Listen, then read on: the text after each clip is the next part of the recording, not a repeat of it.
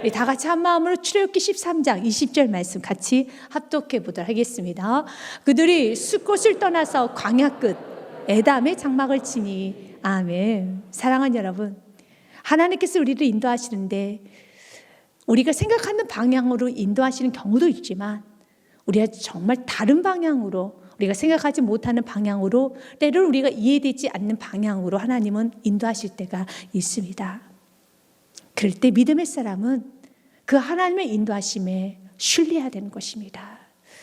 내가 생각하기에는 이 길이 아닌 것 같은데, 내가 생각하기에는 하나님의 오늘의 결정은 좀 아니신 것 같은데 라는 생각이 들어도 하나님은 항상 옳습니다. 여러분이 보기에 그 길이 아니어 보여도 하나님이 가시면 그곳에 길이 됩니다. 왜냐하면 그분은 진리시기 때문에 그렇습니다. 그분은 생명이시기 때문에 그렇습니다. 그래서 우리 모두에게 필요한 것은 그 하나님의 완전하심을, 하나님의 완벽하심을, 하나님의 진리심을, 인간의 눈이 보기에는 진리가 아니어 보여도 그 길이 옳지 않아 보이고 그 길이 오히려 어려운 길이라 볼지라도 하나님께서 그 길로 인도하시면 그 길은 최고의 길이 되고 그 길은 생명의 길이 되고 그 길은 진리가 되는 것입니다. 하나님은 이스라엘 백성들을 인도하십니다. 가장 좋은 길로 인도하십니다. 완벽한 길로 인도하십니다. 그런데 이스라엘 백성들이 보기에는 하나님의 인도하심이 조금 불편하게 느껴집니다. 그리고 그 다음에 불평을 합니다. 그리고 대적을 합니다. 왜 그들이 마음의 불편함을 느끼고 이제 불평을 하고 하나님께 대적하게 됐을까요? 본인이 생각하기에는 하나님의 결정이, 본인이 생각하기에는 하나님의 인도하심이 옳지 않게 느껴지기 때문에 그렇습니다. 그러나 우리는 구약을 다 읽어봤기 때문에 압니다. 하나님의 섭리는 아주 크십니다. 하나님 인도하심은 완벽하셨습니다. 그러나 그 순간에는 인간 연약하고 한계가 있기 때문에 보지 못하기 때문에 여러분 다 깨닫지 못하는 것이지 하나님의 인도하심은 최고였습니다. 그래서 우리도 하나님 이스라엘 백성들처럼 다 알지 못해서 불평하고 불만하는 것이 아니라 하나님 언제나 어디서나 때로 내가 다 이해하지 못해도 하나님은 완전하시오, 하나님은 선하시오, 그 믿음을 가지고 하나님 나는 불평하는 것이 아니라 하나님 인도하시는 받겠습니다. 하나님 어디로 이끄시든지 나는 감사만 하겠습니다.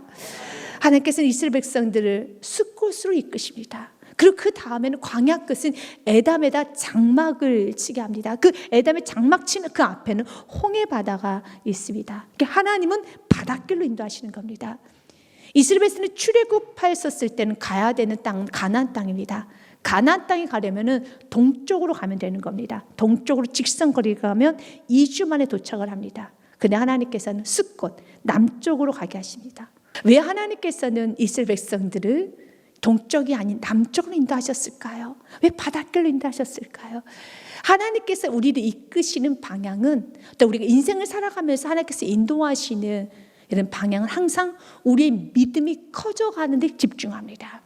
자녀를 통하여서도 하나님은 여러분의 믿음이 키워지기 원합니다. 사업장, 회사, 여러분 80의 평생을 살아가면서 하나님께서 원하시는 것을 여러분 믿음이 더욱더 견고해지는 겁니다.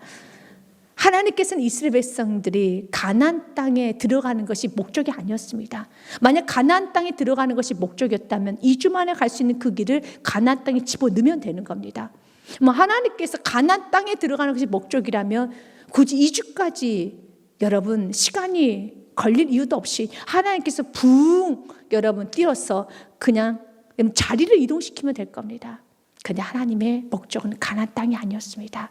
하나님의 목적은 가나안 땅에서 또 어느 곳에 있든지 어떤 족속도 같이 살든지 하나님의 살아계심을 선포하면서 하나님의 자녀답게 믿음을 가지고 여호와 유일신앙으로 살아가기를 원하고 있습니다. 구별되어서 어떤 순간에서도 믿음 잃어버리지 아니하고 하나만이 참 하나님이십니다 라고 선포하며 나가는 것, 그것이 하나님께서 이스라엘 백성들이 원하는 목적이었습니다. 그렇기 때문에 하나님께서는 가나안 땅을 빨리 갈 수 있는 그 길을 선택한 것이 아니라 그들에게 믿음의 훈련을 시키는 겁니다. 하나님께서는 그들을 믿음의 길로, 하나님 어떤 상황에서도 믿을 수 있는, 하나님의 섭리를 믿을 수 있는 믿음의 사람으로 하나님 훈련하십니다. 요셉도 그리하였었습니다. 하나님께서는 요셉을 구덩이에 던지셨습니다. 노예로 팔려가겠습니다. 이거 형제들이 한 거 아닙니까? 아닙니다. 형제들이 도구로 쓰인 것뿐이지 하나님이 하셨어요. 하나님이 낮추신 겁니다. 그럼 하나님 왜 낮추셨습니까? 어떤 상황 가운데서도 하나님 믿는 믿음이 더욱더 견고해지길 원했습니다. 그런데 요셉은 그 하나님의 테스트에, 하나님의 인도하심에 너무 잘 반응했어요. 그래서 그가 노예 생활을 할 때도 성경은 이렇게 말합니다. 창세기 39장 2절 말씀에 여호와께서 요셉과 함께 하심으로 그가 형통한 자가 되어 그의 주인 애굽 사람의 집에 있으니, 노예 생활을 하면서도 그는 형통한 자입니다. 왜 그렇습니까? 하나님이 그와 함께 하시기 때문에. 하나님이 함께하는 자가 형통한 자입니다. 난 그가 죄수가 됩니다. 그래도 성경이 이렇게 말합니다. 그는 실패자가 아닙니다. 그는 쓰러진 자가 아닙니다. 그는 형통한 자입니다. 아멘. 같이 읽겠습니다. 간수장은 그의 손에 맡긴 것을 무엇이든지 살펴보지 아니하였으니 이는 여호와께서 요셉과 함께 하심이라. 여호와께서 그를 범사에 형통하게 하셨더라. 아멘. 하나님이 함께하는 자, 그 자가 형통한 자입니다. 요셉은 다 알지 못했습니다. 그러나 하나님이 함께 하심을 믿었습니다. 그럼 매 순간순간마다 충성했습니다. 성실했습니다. 그래서 성경은 요셉을 리포트하기를, 요셉에 대해서 보고하기를 그는 형통한 자야. 그래서 환경은 우리의 형통을 여러분 가늠할 수가 없어요.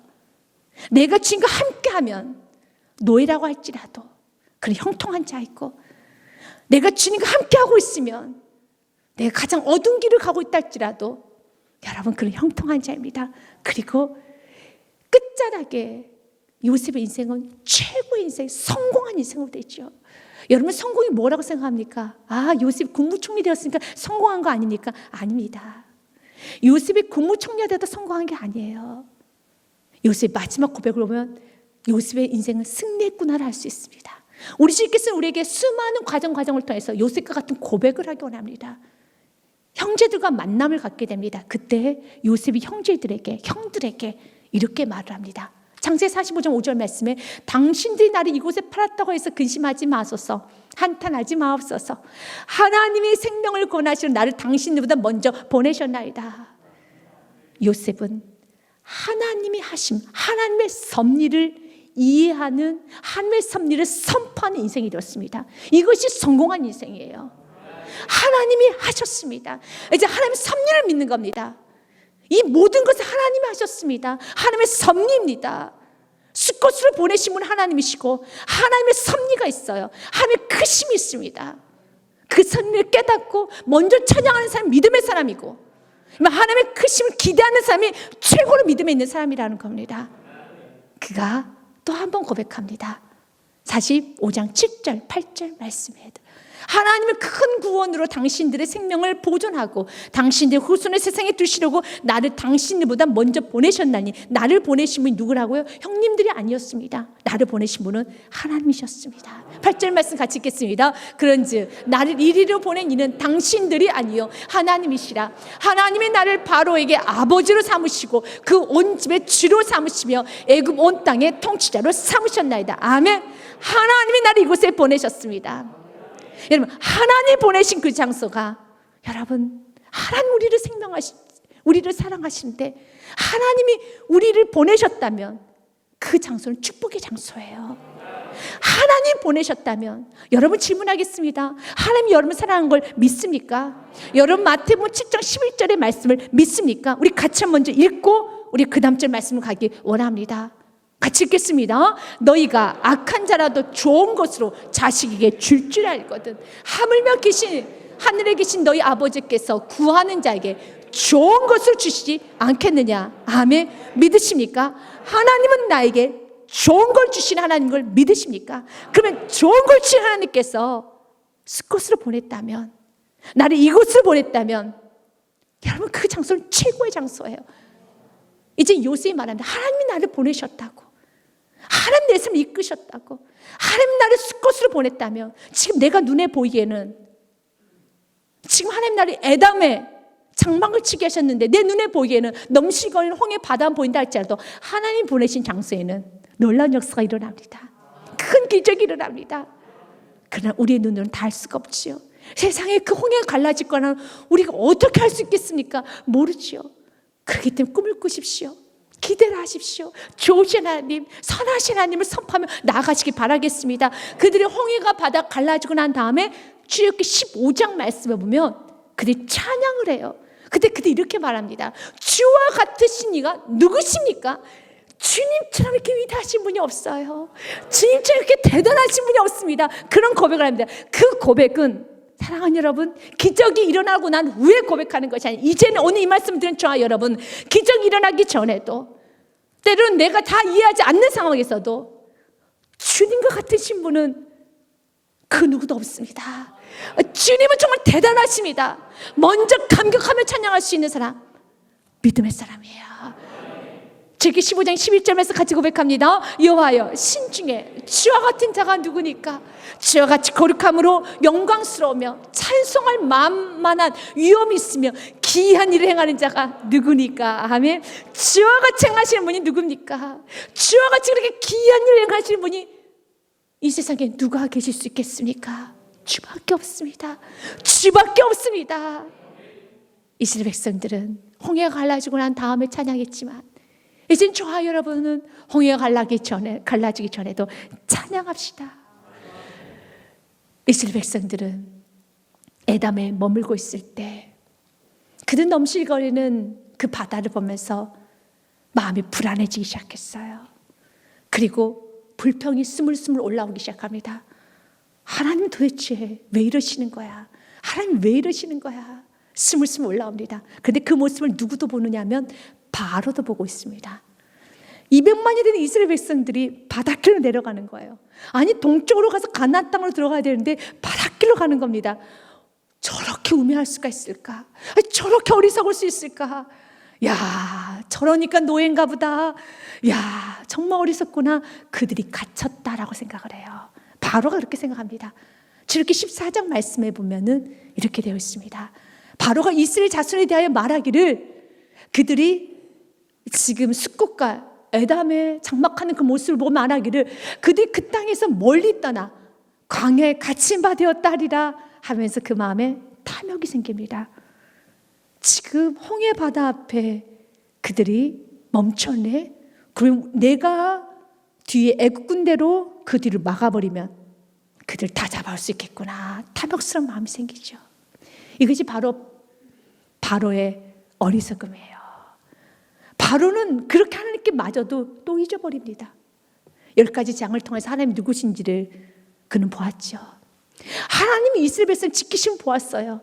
하나님 지키시는 백성을 감히 또 손댔을 때 어떤 재앙이 내릴 줄 충분히 10번을 통해서 배웠음에도 불구하고 인간의 어리석음과 인간의 무지함은, 인간의 우매함은 깨닫지를 못해요. 그래서 잠언 말씀에 보면 이렇게 되어 있습니다. 미련한 자를 곡물과 함께 절구에 넣고 공의로 찔지라도 그 미련은 벗겨지지 아니하느니라. 정말 바로의 모습이 그래요.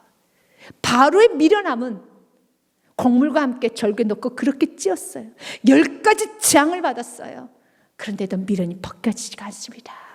근데 이스라엘 안에도 그 미련함이 있어요. 바로만 보았습니까? 이스라엘 백성들도 보았죠. 10가지 장을 보았고 마지막 죽음에서 그들은 건짐을 받았어요. 그래서 그들은 찬양했습니다. 하나님 위대하심을 찬양했고 하나님 높으심을 찬양했습니다. 그런데 그 미련함이, 바로 같은 미련함이 아직 남아있어서 하나님을 불평하는 거예요. 하나님의 계획에 대해서 엄청난 기적을 봤음에도 불구하고 하나님의 인도하심을 보았음에도 불구하고 내가 이해되지 않는다 해서 그들은 불평하고 거부를 하는 겁니다. 오늘 그 바로의 미련함이, 이스라엘 백성들의 그 미련함이 혹시 우리 안에도 있지 않은가 한번 돌아보시고, 하나님, 이 미련함은 곡물과 함께 절구를 넣고 찧어도, 공의로 찧어도 벗겨지지 않는 게 미련함인데 하나님 오늘 이 말씀을 통해서 완전히 벗겨주시옵소서. 내 안에 있는 그 미련함을 벗겨주옵소서. 여러분 고백하셨잖아요. 하나님의 인도하심을, 하나님의 살아계심을, 하나님의 역사하심을 우리는 보았고, 우리는 고백도 했고, 찬양도 했고, 기뻐했고, 우리는 감사했습니다. 그럼 그대로 믿고 지금 내 삶 가운데 이상하다, 하나님 왜 나를 여기로 동쪽으로 가야 되는데, 왜 남쪽으로? 이상하다. 왜 홍해바다 앞으로? 나보고 어떻게 하라고? 사랑하는 여러분, 하나님은 여러분을 가장 좋은 길로 인도하십니다. 하나님 여러분을 멋지게 인도하십니다. 그리고 여러분은 믿음이 견고한 사람이 될 것이고, 그리고 여러분 인생 최고로 성공한 인생, 이젠 여러분 고백하게 될 겁니다. 요셉과 같이 하나님의 섭리였습니다. 하나님 완벽한 인도하심이었습니다. 하나님이 여기까지 인도하셨습니다. 고백하는 것입니다. 하나님께서는 이스라엘 백성들을 홍해바다로 이끈 데 이유가 있으세요. 바로가 이스라엘 백성들을 보고 이렇게 말했죠. 저들이 갇혔다라고 하면서 그 마음에 탐욕이 생겨 애국 군대를 이끌고 이제 이스라엘 백성이 있는 곳으로 달려오기 시작합니다. 4절 말씀에 보면 하나님은 이렇게 말씀합니다. 내가 바로의 마음을 완악하게 한지 그가 교만해지도록, 그가 탐욕스러워지도록 하나님 내버려 두셨어요. 바로가 그들의 뒤를 따르리니 내가 그와 그의 온 군대로 말미암아 영광을 얻어 애굽 사람들이 나를 여호와인 줄 알게 하리라 하시며 무리가 그대로 행하니라. 결국 여러분 이스라엘 백성을 잡고자 달려왔던 그 바로와 그 군대는 홍해바다에 다 수장됩니다. 죽음을 향해 달려가고 있었어요. 바로는 마음속으로 비웃었을 겁니다. 저 우매한 백성, 저 어리석은 백성 다 죽었어 라고 하면서 내가 승리자야, 이건 내게 기회야. 얼마나 신나게 달려왔을까요? 달려오면 달려올수록 더 빨리 죽음을 향해 가는 거예요. 하나님은 역사하십니다. 하나님의 인도하심은 완전하십니다. 그래서 하나님께서는 이스라엘 백성들에게 내가 너희를 인도할 것이란다 구름기둥과 불기둥으로 주셨어요. 그들이 에담의 장막을 찾지만, 환경은 어렵지만 그들이 두려워하지 않아야 될 이유는 21절 말씀에 여호와께서 그들 앞에서 가시며 낮에는 구름기둥으로 그들의 길을 인도하시고 밤에는 불기둥으로 그들에게 비추사 낮이나 밤이나 진행하게 하시니. 아멘. 에담 앞에는 홍해바다가 있어요. 그러나 또 뒤에는 애국군의 말발굽 소리가 들립니다. 무섭죠. 우리가 사는 인생이 이런 것 같습니다. 우리에게는 많은 문제들이 있어요. 그러나 그 문제 가운데 두려워하지 않을 이유는 구름기둥과 불기둥이 나를 에워싸고 있습니다. 그래서 그 구름기둥이 나를 인도하여 주십니다. 그 구름기둥 어디로 인도했습니까? 에담으로 인도했다라면, 그 길로 인도했다면 따라가면 되는 겁니다.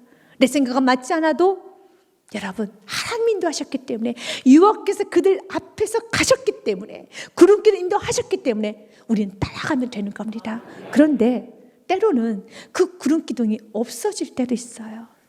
그건 모세에게 있어서 너무 큰 여러분 시험이었을 겁니다. 너무 큰 두려움이었을 겁니다. 모세는 순종대장이었어요. 나는 순종은 그래도 잘할 자신 있어.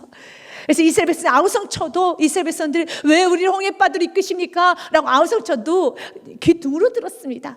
왜냐하면 구름기둥이 있었기 때문에. 그 구름기둥만 따라가면 되는 겁니다. 그런데 14장 말씀에 보니까 구름기둥이 뒤로 가버린 거예요. 눈에 보이지가 않습니다. 모세 앞에 아무도 없어요. 모세는 구름기둥만 따라가면 되는데 모세 앞에 구름기둥이 없어요. 14장 19절 말씀 보면 이스라엘 진 앞에 가던 하나님의 사자가 그들 뒤로 옮겨가며 구름기둥도 앞에서 그 뒤로 옮겨져 버립니다. 내 뒤로 보이지가 않습니다. 신앙생활을 하면은 하나님께서 때로는 이렇게 이끄실 때도 있어요. 명확하게 하나님 말씀 해석이 되고 또는 하나님 말씀의 인도함을 잘 받으실 때도 있습니다. 그러나 때로는 분명히 말씀 들어도 정말 무언가를 결정할 때 뭘 결정해야 될지, 우리가 어떻게 해야 될지 모를 때가 있어요. 그때 사랑하는 여러분, 하나님 여러분을 떠난 것도 아니고 더 나아가서 여러분 너무 두려워하지 마시고 그때는 그냥 나아가십시오. 하나님은 지금 역사하고 계세요. 하나님께서는요 뒤로 가셨을 때는 때는 내 눈에 보이지 않고 희미하다 할지라도 그때 멈추지 마시고 끝까지 기도하시고 믿음으로 감사하시고 기뻐하시고 사랑하시고 언제 주님 역사하실 걸 믿고 나아갈 때 하나님은 큰 걸 막아주시는 겁니다. 왜 하나님께서는 뒤로 가셨는지 아십니까? 성경에 보면 20절에 이런 말씀이 있어요. 같이 읽겠습니다. 시작. 애굽진과 이스라엘 주인 사이에 이르러 서니 저쪽에는 구름과 흑암이 있고 이쪽에는 밤이 밝음으로 밤새도록 저쪽이 이쪽에 가까이 못하였더라. 앞에서 이끄셨던 구름기둥이 뒤로 가서 저쪽과 이쪽을 가려버립니다. 저쪽은 애굽진입니다. 이쪽은 이스라엘진입니다. 저쪽이 애굽진이 이쪽 진으로 이스라엘 진으로 넘어오지 못하도록 구름기둥이 막아버리는 겁니다. 저쪽이 이쪽에 가까이 오지 못하도록 구름기둥이 막으셨다는 겁니다. 하나님은 큰 근본적 문제를 해결하시기 위해서 하나님 뒤로 가신 거예요. 이스라엘 백성들 애굽 해결하지 못합니다. 너무 큰 숙제입니다. 그럼 이스라엘 백성들에게 있어 애굽은 반드시 무너뜨리고 와야 되는 거예요. 애굽에 반드시 끊어내야 되는 겁니다. 언제까지 애굽에게 무서워하면서 덜덜 떨면서 언제 애굽이 또 쫓아오면 어떡할까? 왜냐하면 그들은 어디 출신입니까? 애굽의 노예 출신이에요. 노예 출신이었기 때문에 나왔다 할지라도 언제 또 애굽이 들이닥칠지 모릅니다. 무섭죠. 하나님께서는 이걸 기회 삼은 거예요. 애굽 군대를 완전히 끊어내신 겁니다. 결국 하나님은 이 홍해바다로 그들 이끄시면서 마침내 애굽 군대 죽음을 보게 합니다. 너의 앞길에 막는 모든 거 하나님이 완전히 물리쳐 주십니다. 짓눌러 주십니다. 하나님이 해결하여 주십니다. 우리가 한번 이 구름기둥을 좀 보기 원합니다. 구름기둥이 뒤로 가는데 동일한 구름기둥이지만 여러분 애굽진에게는 어둠이고 동일한 구름기둥이지만 이스라엘진에게는 빛으로 임하게 됩니다. 이게 놀라운 역사죠. 여러분 문제가 드러납니다. 그 문제 안에 구름기둥은 여러분들이 하나님의 말씀에 순종하고 나아가는 과정에서도 문제가 일어날 수 있어요. 때로는 질병, 때로는 물질의 문제, 자녀의 문제, 가정의 문제, 여러 가지 각가지 문제 일어날 수 있습니다. 걱정하지 마십시오. 구름기둥 안에 있는 하나님 인도하심을 받은 성도는 구름기둥 안에서 나아가면 순종하며 나아가는 그 성도에게는 문제가 드러날지 할지라도 그 문제 가운데 구름기둥은 여러분에게는 축복으로 그 문제가 드러났을 그 문제는 애굽은 완전히 침멸한 것처럼 그 문제 속에 있는 모든 어둠의 세력들은 애굽 같은 세력들은 짓밟아야 되는 세력들은 해결됨을 믿으시길 바라겠습니다. 그 문제가 양으로 나갑니다. 오늘 보니까 그 구름기둥이 애굽에게는 어둠으로 그러나 이스라엘 백성들에게는 빛으로 나눠졌던 것처럼 우리 안에 있는 질병이 또는 어떤 문제가 이 질병을 통하여서 하나님께서는 내 속에 있는 약한 부분은 침멸하여 줄 것이고 우리 안에 있는 모든 불결한 부분은 침멸하여 줄 것이고 그리고 우리에게는 축복으로 회복으로 건강으로 주는 겁니다. 이분이 우리 하나님이세요. 그분을 신뢰하십시오. 그러면서 오늘 성경에서는 이 구름기나 불기둥이 21절 말씀에 보면 13장 21절 말씀에 영원히 떠나지 않는다고 성경 기록되어 있습니다. 22절 말씀 우리 같이 읽겠습니다. 낮에는 구름기둥 밤에는 불기둥이 백성 앞에서 떠나지 아니하니라. 아멘. 영원히 떠나지 않습니다. 이제는 그 구름기둥 안에 불기둥 안에 여러분 거하시길 바라겠습니다. 때로는 그 구름기둥이 좀 천천히 갈 수도 있습니다. 여러분 구름이 좀 어떤가요? 마음이 좀 복잡할 때 세상이 좀 빠르게 움직일 때 하늘을 쳐다보면서 구름 오면 어떻습니까? 마음이 평화롭죠. 구름이 뭉실뭉실 뭉게뭉게 천천히 흘러요. 아니 멈춰 있는 것 같습니다. 맞아요. 구름기둥이 때로는 우리의 삶을 여러분 구름기둥이기 때문에 내가 인도함 받는 거야? 내 삶이 지금 열어지는 거야? 좀 답답하게 느껴질 때가 있어요. 구름기둥이기 때문에. 그럼 여러분들 기도하시잖아요. 나를 구름기둥 인도해 달라고요. 그게 구름기둥이에요. 그래서 어떤 분은 구름기둥 안에 있는 게 너무 힘들어서 구름 좀 걷어버리시는 경우가 있습니다. 너무 자가 강하신 분들, 너무 성격이 급하신 분들, 너무 내 생각이 많으신 분들은 나는 정말 이 구름기둥만 없으면 살겠다. 빨리 달려갔으면 좋겠는데 이 구름기둥이 너무 천천히 가는 것 같아. 그러나 인간의 눈이 보기에는 구름이 천천히 가는 것처럼 느껴지지만 가까이 가서 보십시오. 여러분 죽습니다. 구름은 거대한 겁니다. 하나님 오늘도 신실하게 일하고 계십니다. 하나님 이쪽에서 저쪽에서 앞에서 뒤에서 신실하게 일하고 계십니다. 그분은 가장 좋은 길로 인도하심을 믿으시길 바라겠습니다. 그 여러분 삶 가운데 언제나 하나님을 높이 찬양하십시오.